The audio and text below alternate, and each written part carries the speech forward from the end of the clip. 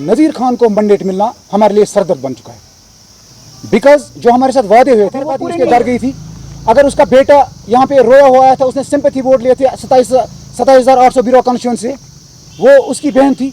अगर उसको फॉर्म नहीं भरने दिया, कम से कम उसको फ़ोन करते, बैक रिस्पॉन्स देते, आप हमारे पास आ जाओ, आप हमारी बहन हो, आप हमारी बेटी हो। मेरा मौक़िफ़ आज यही है कि जो ये कश्मीर में डिप्लोमेसी चल रही है इंजीनियर रशीद की, इसको हम एक्सपोज करना चाहते हैं। हम लोगों को जागरूक करना चाहते हैं कि ये क्या डिप्लोमेसी है। हमारे कुछ की पॉइंट्स है। मैं पहले ही बोल चुका हूँ कि जो इंजीनियर रशीद की एग्जीक्यूशन बॉडी है, मैं पहले भी I am already clear it कि वो हाईजैक हो चुकी थी। मुझे नहीं पता पार्टी के सुप्रीमो को पता था या नहीं था, क्योंकि इनका सुप्रीमो जेल में था, उसको इस स्ट्रेटजी के बारे में कुछ नहीं पता है। लेकिन जहाँ तक आज का सवाल है, जो कल इंजीनियर रशीद रिलीज़ हुआ है, वो कुछ उसमें दाल में कुछ काला नज़र आ रहा है। इंजीनियर रशीद को इसी टाइम पे छोड़ना, उसको ये कहना कि आप कैंपेन चलाओ, इसमें कुछ काला नज़र आ रहा है। इसलिए मैं यहाँ के लोगों को अवेयर करना चाहता हूँ, ये एक डिप्लोमेसी है। कौन सी एजेंसी पुश कर रही है वो में हम डिस्क्लोज नहीं कर सकते, कौन सी एजेंसी इसके पीछे है। लेकिन जितने ये यूथ इस पार्टी में नज़दीक रहे हैं, हम उनका हर एक एक्शन जानते हैं, हर एक चीज़ हमें मालूम है उस पार्टी का, कौन इंचार्ज था, क्या कर रहा था, कहाँ से। उसके बाद मैंडेट की बात जो बिरवा की है, जो एक आम यूथ को मिलनी चाहिए थी, जो उन्होंने हमारे साथ प्रॉमिस की थी मैंडेट के लिए, पार्टी के इंचार्ज ने, पार्टी के जॉइंट सेक्रेटरी ने, पार्टी के चीफ स्पोक्स पर्सन ने, और जो इंजीनियर रशीद के सुप्रीमो है, जो उसकी फैमिली है, खुर्शीद साहब और अबरार साहब, उन्होंने हमारे साथ प्रॉमिस किया था कि आप हमें कैंडिडेट दे दो, हम आपको मैंडेट दे देंगे। लेकिन उस मैंडेट और कैंडिडेट पे उन्होंने पानी फेर दिया। हमें पता नहीं चला कि उन्होंने मीटिंग कहाँ से की, मैंडेट किसको दिया, किसने हाईजैक किया था उनको, हमें मालूम। तब तक वो कह रहे थे कि आप ही इंतखाब करेंगे, आप ही रिप्रेजेंट करेंगे कैंडिडेट को। लेकिन श्रीनगर में कहाँ से मीटिंग हुई, चीफ स्पोक्स पर्सन इनामुन नबी, उसके साथ हमने बात करने की कोशिश की, लेकिन उसने हमारा फ़ोन रिसीव नहीं किया। तो उसके बाद अबरार साहब को भी बोला, अबरार साहब ने बोला हमें पता ही नहीं मीटिंग कहाँ पे है। खुर्शीद साहब को भी बोला, उसने भी यही कहा कि हमें पता नहीं है मीटिंग कहाँ पे थी। लेकिन उसके बावजूद वो पार्टी के सुप्रीमो थे, उनको जब पता नहीं था तो किसको पता था? उनकी एग्जीक्यूशन बॉडी को जब पता था तो उनके सुप्रीमो को क्यों नहीं पता था? ये आखिरी मैसेज आपका ये कहना कि आपने पीडीपी के साथ ज्वाइन किया है, मैंने पीडीपी के साथ ज्वाइन नहीं किया है, मैंने एक पर्सनालिटी के साथ ज्वाइन किया है, जो यहाँ की पर्सनालिटी है गुलाम अहमद खान। मैंने उसको यूथ लेके उसको वोट देने की वो वादा किया है, न कि पीडीपी। मुझे पता है यहाँ पे जब भी जुल्म हुआ है हर एक पार्टी ने किया है, हर वक्त किया है, ठीक है। तो मेरा मौक़िफ़ ये नहीं है कि पीडीपी हो, एनसी हो या बीजेपी हो, पीडीएफ हो, कोई भी पार्टी हो, तो अपने वक्त पे इन्होंने कुछ ऐसा चलाया कि लोग उस वक्त भी परेशान थे। अब रही पीडीपी की बात, हाँ मैंने ज्वाइन किया है, मैंने आपको पहले क्लियर किया है, मैंने पीडीपी ज्वाइन नहीं किया है। मैंने पर्सनल, जो मेरे पास यूथ था, हम ऑर्गेनाइजेशन लेके गए थे श्रीनगर, हमने एज ए ऑर्गेनाइजेशन रिप्रेजेंट किया वहाँ पे, न कि पीडीपी। हमारा ग्रुप भी चल रहा है, उसमें देखो कोई पीडीपी का टैग नहीं लगा हुआ है। हमने हर एक यूथ से कहा है कि अगर आप सपोर्ट करो तो गुलाम अहमद खान को करो, क्योंकि यही बंदा है बीरवा में फ्रेश भी है और डाउन टू अर्थ भी है। यानी आपका नुमाइंदा है, उसे हमें हिमायत देनी है, बिल्कुल, ताकि जो पिछली चाहे सरकार रही, किसी की हुकूमत रही, तो उसमें यूथ के लिए कुछ नहीं हुआ। बिल्कुल।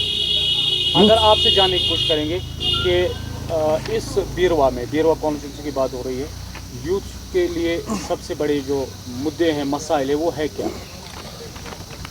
देखो, जब भी बीरवा में यूथ की बात उठ रही है तो यहाँ अनएम्प्लॉयमेंट ही नज़र आ रही है।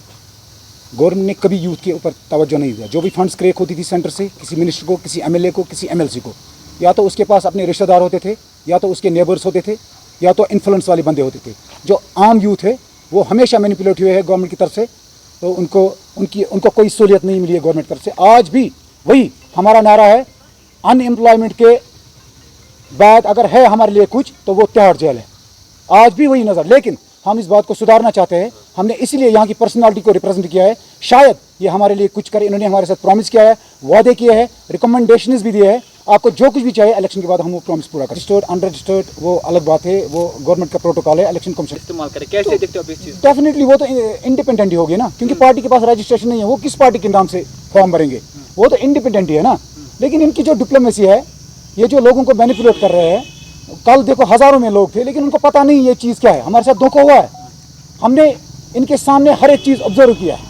कल देखो आप सुगरा बरकाती उसके घर गई थी, अगर उसका बेटा यहाँ पे रोया हुआ आया था, उसने सिंपैथी वोट लिए थे 27,800 ब्यूरो कॉन्स्टिट्यूंसी से, वो उसकी बहन थी, अगर उसको फॉर्म नहीं भरने दिया, कम से कम उसको फ़ोन करते, बैक रिस्पॉन्स देते, आप हमारे पास आ जाओ, आप हमारी बहन हो, आप हमारी बेटी हो, देखो आप फार्म भरो या ना भरो, हम आपके साथ हैं, हम आपकी तकलीफ दूर कर सकते हैं, यूथ आपके साथ है, पूरा लंगेट आपके साथ है। देखो ये मैं नहीं कह सकता हूँ, लेकिन लोग ऐसे हैं, लोगों के इंटेंशंस ऐसे हैं कि जो मैं समझो लोग यहाँ पे बहुत ना समझे, इनको पता नहीं है, ये ऑब्जर्व नहीं करते, ये हल्ला बोल के साथ है।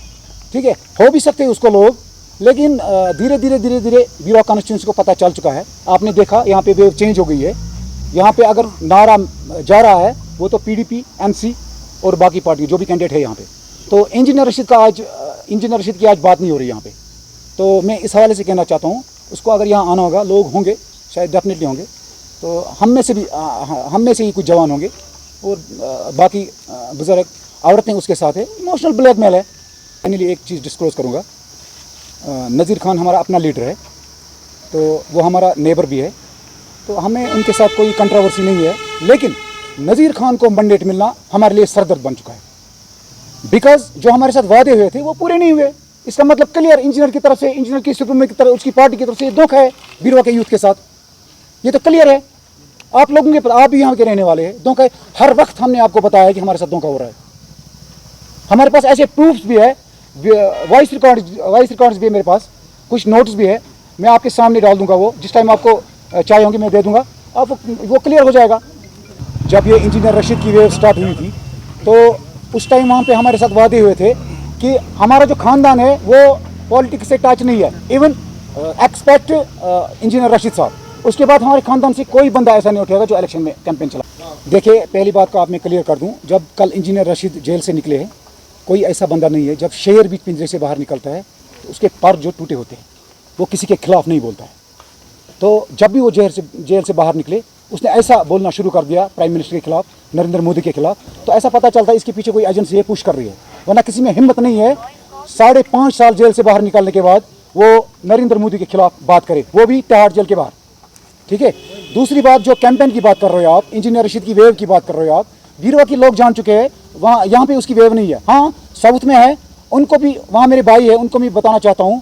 आगे देखो, ये क्लियर हो जाएगा कौन सी एजेंसी पुश कर रही है, क्या है इंजीनियर की डिप्लोमेटिक पॉलिसी। शुक्रिया।